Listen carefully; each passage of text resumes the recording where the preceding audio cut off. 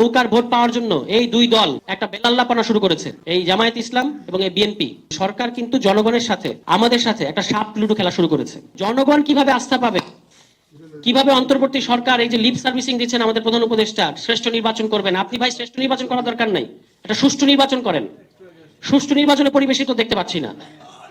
সহিংস পরিস্থিতি, এরকম একটা বাজে পরিস্থিতি তৈরি হয়ে আছে, এবং যারা পেশি শক্তি নির্ভর রাজনীতি করতে চায় না তাদেরকে আপনারা কিভাবে আশ্বস্ত করবেন? এই অন্তর্বর্তী সরকার আশ্বস্ত করার মতো কোনো কিছু আপনারা করতে পারবেন না। যতই দিন যাচ্ছে আমাদের মধ্যে এই বিশ্বাস দৃঢ় থেকে দৃঢ়তর হচ্ছে। এই সরকারের যে উপদেষ্টা পর্ষদ, যে উপদেষ্টারা আছেন, তারা এই জটিল পরিস্থিতি মোকাবেলা করার ক্ষেত্রে, ডিল করার ক্ষেত্রে চরমভাবে অযোগ্য এবং তাদের মারাত্মক রকমের অদক্ষতা আছে।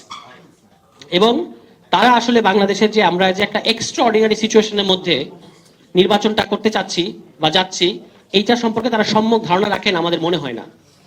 আরেকটা জিনিস আপনারা খেয়াল করবেন যে এই যে সরকার একটা কাজ করেছে, মানে কিভাবে পরিস্থিতি জটিল করা হয়।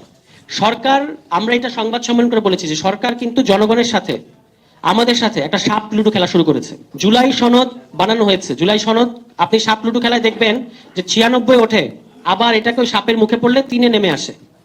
তো সরকার যে কাজটা করেছে আপনারা দেখবেন যে জুলাই সনদ কমিশন একটা বাস্তবায়নের একটা সুপারিশ বা রোডম্যাপ সরকারের কাছে দিয়েছে। মধ্যে একটা চরম আস্থাহীনতার অনিশ্চিত পরিবেশ তৈরি করেছেন সারা দেশ জুড়ে। এই কারণে এই সরকারকে আগামী যে সময়টুকু আছে, যদি সুষ্ঠু নির্বাচন চান, প্রথম কথা হচ্ছে জুলাই সনদের আইনি ভিত্তি তৈরি করার ব্যাপারে কোনো ধরনের গড়িমসি করা যাবে না। বলেছেন যে জুলাই সনদের আইনি ভিত্তি ছাড়া কোনো ধরনের নির্বাচনী পরিবেশ তৈরি হবে না। আমরা তাদের এই কথার সাথে একমত যে এই মাসের মধ্যেই জুলাই সনদ বাস্তবায়ন আদেশ জারি করতে হবে।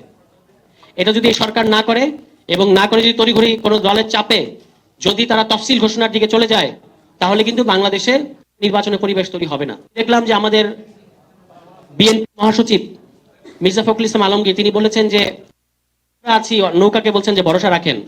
তো নৌকা তো নিজেই ভরসা রাখুন, তখন আমরা বলতাম না যে ভরসা রাখুন? তো এরকম এখন আপনারা আবার নৌকার ভোট পাওয়ার জন্য এই দুই দল একটা বেলাল্লাপনা শুরু করেছে, এই জামায়াত ইসলাম এবং এই বিএনপি। তারা প্রকাশ্যে অপ্রকাশ্যে গোপনে নানাভাবে আওয়ামী লীগের যে শীর্ষ সন্ত্রাসী যারা আছে তাদেরকে শেল্টার দিচ্ছে ভোটের জন্য।